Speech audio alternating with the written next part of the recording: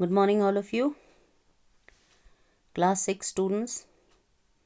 Once again, I'm here for your social studies class. Hope you are keeping fine, taking good care of yourselves. I had posted a preview of the chapter, Harappan Civilization. Hope you have enjoyed it. And before I begin the explanation of this chapter from your history section, that is chapter 4 in the earlier cities, you seem to be well abreast with Harappan civilization or Indus Valley civilization.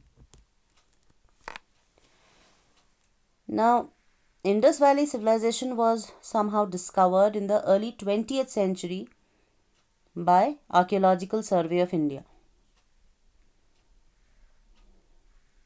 And nearly 150 years ago, when railway lines were being laid down for the first time in Punjab, engineers stumbled upon the site of Harappa, that is in the present day Pakistan.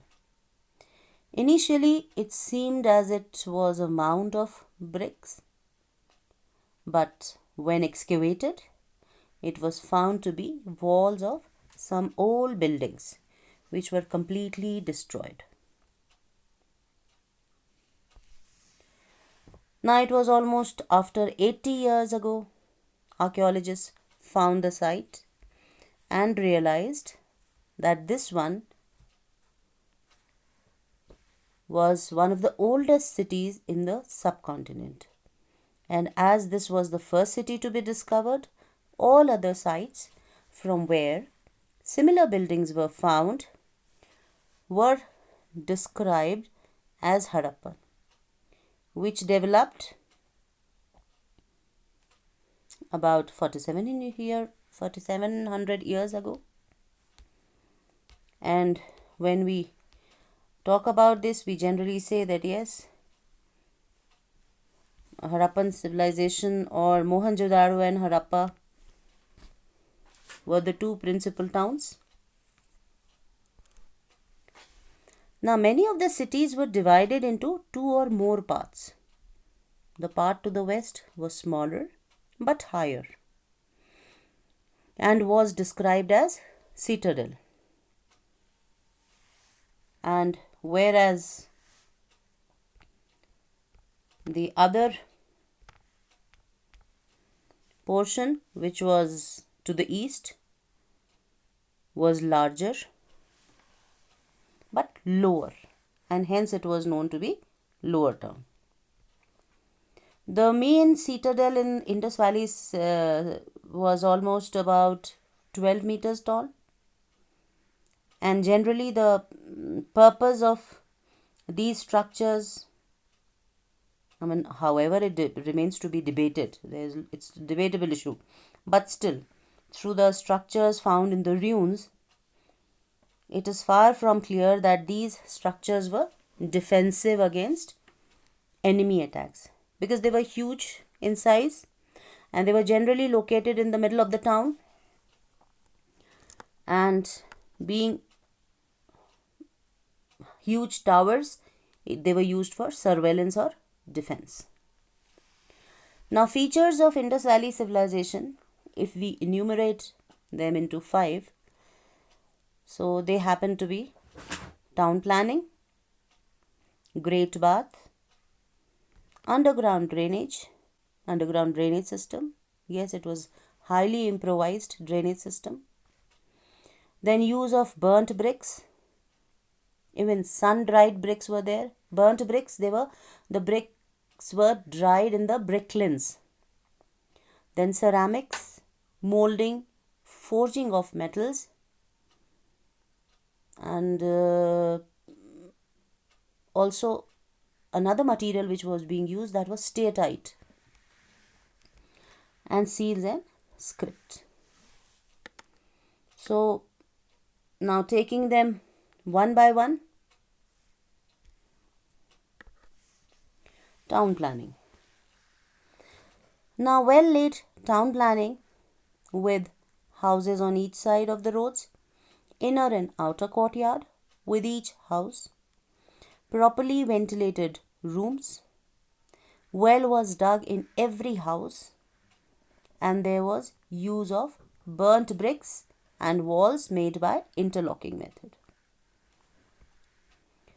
When we talk about town planning, it is very important to take into consideration that houses were built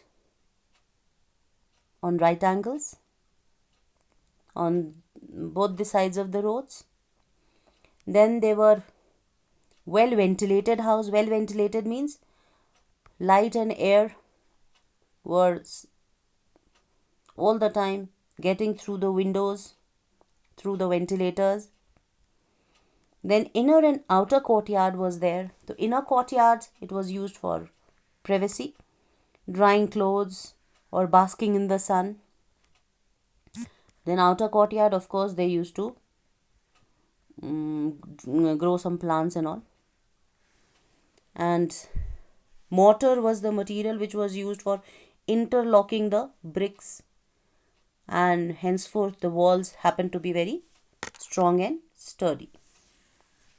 Now houses, as I told you, were either 1 or 2 stories high with rooms built around a courtyard. Now most houses had doors opening into the streets, but windows always faced the courtyard for extra privacy.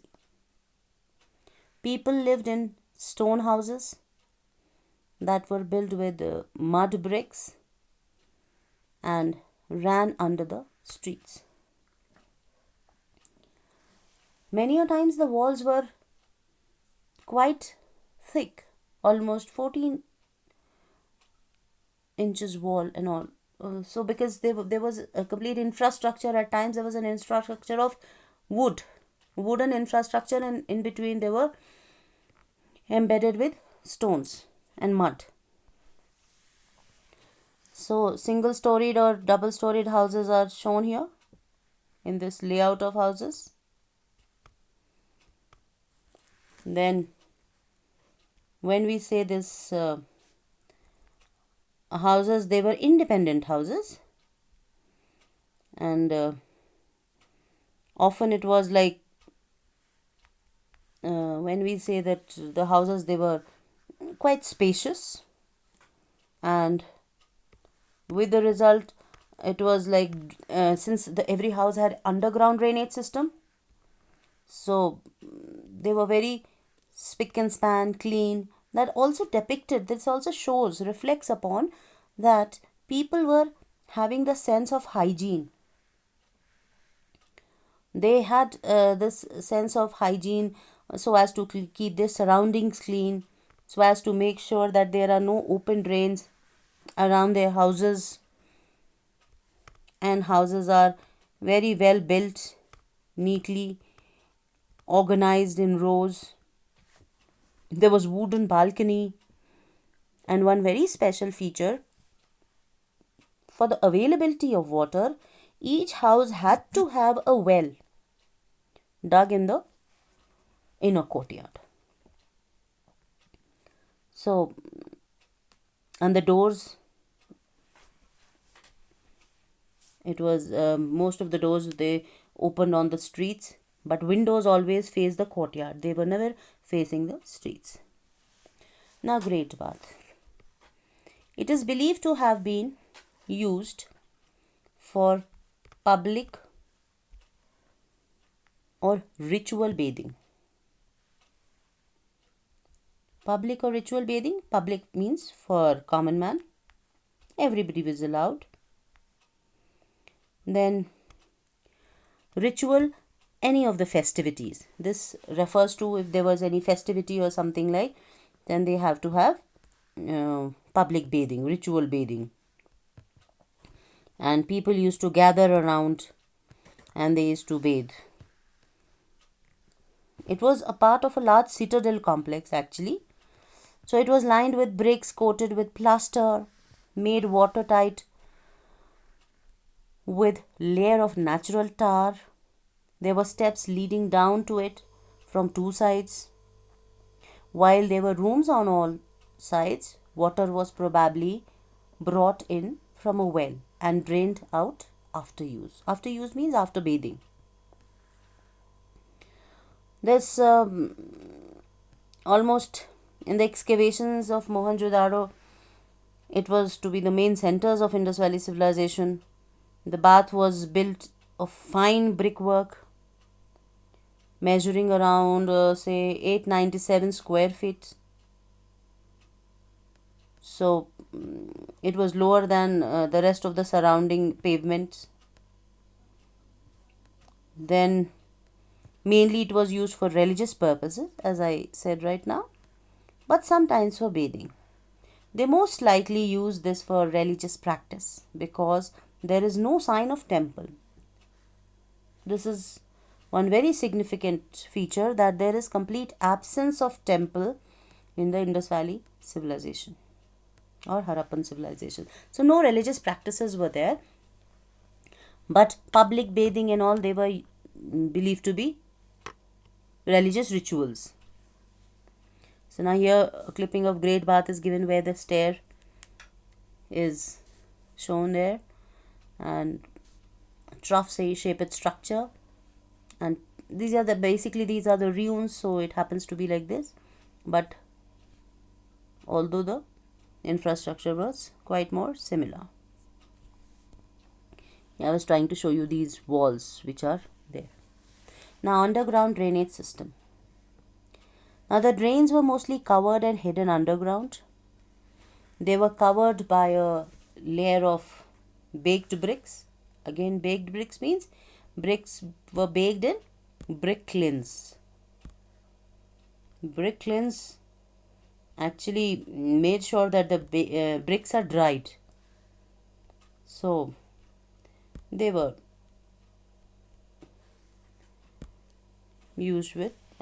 constructed with baked bricks, which were laid flat across the side walls of the drain.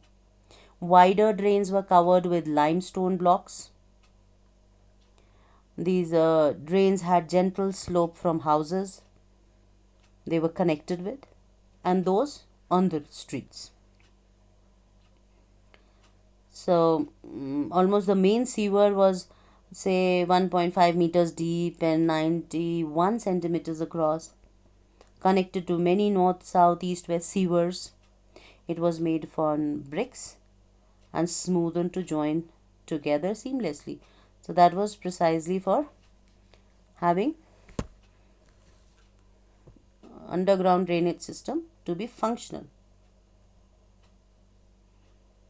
So the whole idea was that sanitation should be taken care of. They had elaborate sanitation, and this was a hallmark. This underground drainage system was the hallmark of Indus cities or ancient Indus cities. Perhaps the authorities maintained a highly efficient drainage system, and as each house had horizontal and vertical drains, these drains were then covered with stone slabs. See here as it is shown. Sewage was in fact disposed through underground drains built with precisely laid bricks, and a very sophisticated water management was maintained. I mean, somehow historians have claimed that Mohenjo-daro had the world's first complex underground drainage system. Now seals. Seals in Indus Valley civilization. What was the role of seals? Seals were made of steatite, mostly hard material. They were used to make a sealing or positive imprint, like this modern resin, one made from original seal. They were used in ancient times for trade, and then mostly they were made on ceramics, or clay tags used to seal the rope around the bundles of goods. So when we say the use of seals, yes, these seals had they were actually square stamp seals. They are quite dominant of Indus Valley. They had figures of animals embossed upon them. You can say that unicorn seal, then bull seal. They when they used to there were certain trade activities actually. These trade activities were from Indus Valley to Mesopotamia. Mesopotamian civilization is also believed to be somewhere around contemporary to IVC, Indus Valley. So when these seals or remains of these seals were found in Mesopotamia, then we got to a conclusion that of course there would have been certain trade activities. Then very popular amongst the seals was Pashupati seal. Pashupati seal is a steatite seal that was discovered at the archaeological site in Mohenjo-daro. This seal depicts a seated figure that is having three heads. I mean, of course, lord of animals, or what we say that one of Shiva's epithets. So the relevance of seals was quite much, and it was believed that they were used for imprinting the tags, and these tags somehow authenticated the product, that yes, here the clipping is about this seal, the bull seal, and then this Pashupati seal. It is a device for making impression in wax, clay, paper, or some other medium. However, engraved gems were often carved in relief, called cameo. So these seals were used, and they were rectangular in shape, circular in shape, and at times they were cylindrical in shape. So somehow the relevance of seal was this much, and whosoever they worshipped, they embossed the figures on the seal. Now scripts. When we talk about scripts of Indus Valley civilization, Indus or Harappan people used a pictographic script. The Indus script is an unknown writing system, and the inscriptions discovered are very short, comprising not more than 5 signs on the average. Now, Dholavira in Punjab is the city of Indus Valley civilization which has the largest inscription. Now, when we talk about the Indus Valley script, it is still undeciphered. Means we cannot read it, we cannot understand it. Somehow we can say it is poorly understood. This writing system remains undeciphered. There is no agreement on the language it represents, although it's very close to Dravidian language. But no bilingual texts have been found, and its connection with Indian writing systems somehow, as we got to know about Brahmi, Devanagari, Bengal script, but still it is uncertain. We cannot claim that way. Now, coming to pictography. Pictography is a form of writing which uses representational pictorial drawings. Square stamp seals are the dominant form of Indus writing media. They are normally an inch square. So when we say this pictographic script, what is it? Pictography, in fact, it is a form of writing which uses generally representational or pictorial drawings. It's quite similar to cuneiform script. You have not been taught by now cuneiform script and hieroglyphic script, but later on we would be discussing about them. Just now it is just as a reference you can use. And phonetic letters, some pictograms. In fact, if they have gone for hunting, if there was a battle, if there was a festivity, there was a celebration, they used to describe the whole thing by drawing pictures. And once anybody came across that whole drawing, they used to decipher. They used to understand that. So generally we say that, for example, if you take an image of a bird image used in hieroglyphics, it was to represent God. So this is how they very well knew it, what it is going to explain, and they understood it. See here, scripts, it is written, all those pictures are drawn here. Figures, pictures, they are drawn, which define this. Because throughout the civilization, they could not find any worship of God. They worshipped, it is believed that they worshipped. For, say, for example, Mother Goddess symbolizing fertility. Then earliest evidence for elements of Hinduism. Somehow they worship nature gods. Nature gods, sun, rain, wind. They worship peepal tree because most of the time smoke-stained trunks of peepal tree were seen. So it was believed that yes, they must be worshipping the tree. They must be burning the incense sticks. And that is how it has those smoke stains. Right? So there is complete absence of temples and no reference of priests at all. So whosoever it was, like they were worshipping nature gods. So now I leave the chapter up till here in this first module. I have divided this chapter into 2 segments. The whole idea is to make it easy for you to understand, rather not going very fast, because I have discussed in this module, I have discussed about the features of Indus Valley civilization.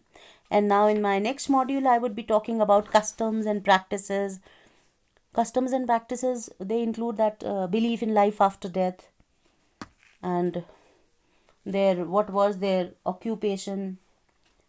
As we all know, they survived on agriculture, plows and all have been found. So we would be discussing, and other sites, different sites like Lothal, Kalibangan. Right in the beginning of this module, I have given a small map in which Lothal, Kalibangan, Banwali, they have been given. We will be discussing in very short the city of Dholavira. It is located somewhere in the Rann of Kutch, Gujarat. Then granaries. What was when they were into cultivation of crop, they were cultivating the crops, and when it was extra grains and all where to keep, so they used to make granaries. So this all I'll be discussing in my next module. In this module, I wind up with significant features. Now in the same reference, I have given you an assignment which says draw any 3 significant features of Indus Valley civilization and also define them. Understood? You can take the reference from the section taught in this module. Am I clear on that?